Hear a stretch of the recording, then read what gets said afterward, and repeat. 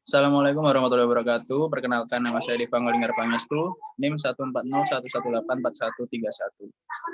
Di sini saya akan mempresentasikan tentang strategi Big Data, yaitu masa depan solusi lintas dan transportasi di kota-kota Indonesia.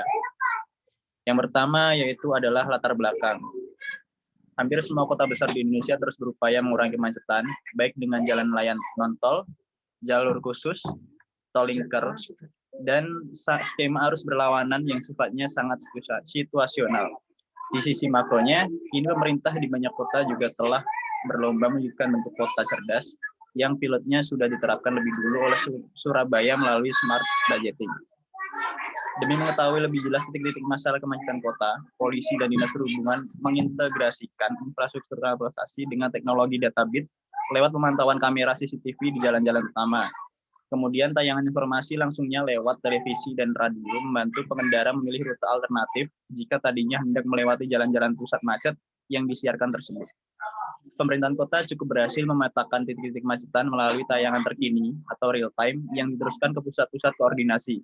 Hanya saja informasi kemacetan yang sangat membantu ini hanya disiarkan di stasiun televisi dan radio pada jam-jam tertentu. Alternatifnya, pengemudi dan pengguna jasa transportasi umum di kota-kota ini mengandalkan Global Positioning System atau GPS yang tersemat di ponselnya guna memantau kemacetan lalu lintas beberapa menit sebelum melewati sebuah jalan. Kemudian di sini adalah metodologi. Metodologi penelitian yang digunakan dalam artikel ini adalah penelitian kepustakaan atau library research yang bersifat kajian literatur. Penelitian kepustakaan berbeda dengan penelitian kualitatif yang harus melakukan wawancara mendalam atau observasi, dan juga berbeda dengan penelitian kuantitatif yang harus turun ke lapangan untuk menyebarkan angket kuesioner.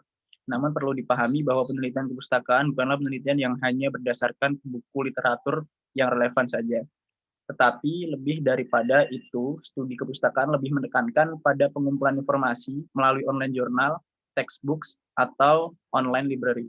Semua itu bertujuan agar penelitian yang kita lakukan, walaupun menggunakan studi kepustakaan, dapat dipertanggungjawabkan karena memang data yang disajikan berasal dari sumber yang dapat dipercaya.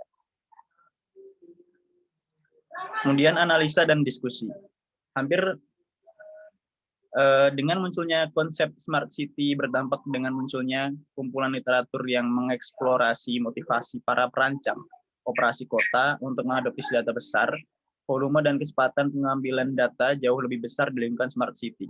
Misalnya, menjelaskan cara-cara baru mengumpulkan data besar dengan crowdsourcing, penggunaan sistem informasi geografis sebagai sumber big data juga diperiksa oleh Global Institute yang juga menunjukkan sensor, GPS, dan media sosial sebagai sumber data baru.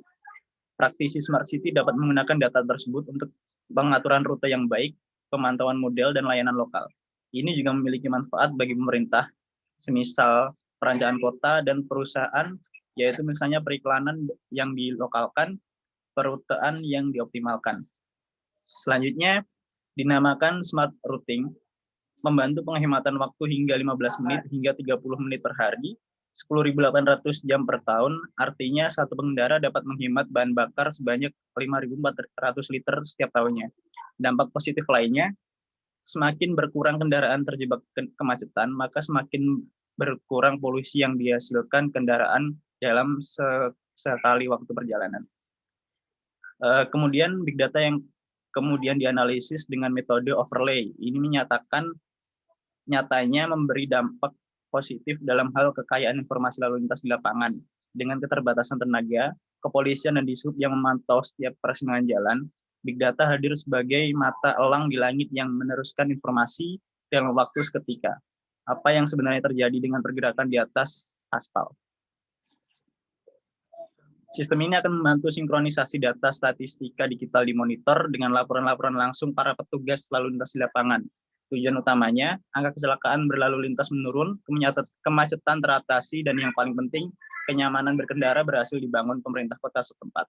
Ke depan, strategi big data ini bisa dikembangkan di sektor-sektor yang lain seperti sektor pendidikan dan kesehatan untuk melengkapi kebutuhan dan rigid yang belum banyak ditemukan pada katalog BPS.